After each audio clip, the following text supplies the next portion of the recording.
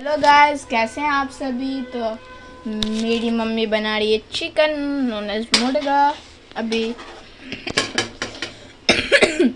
अभी 10:40 हो रहा है। सुबह से मैंने कुछ नहीं खाया, सिर्फ बिस्किट वगैरह और दूध पिया। देखिए चिकन मम्मी बना रही है, बहुत टेस्टी चिकन है गाइस, बहुत टेस्टी।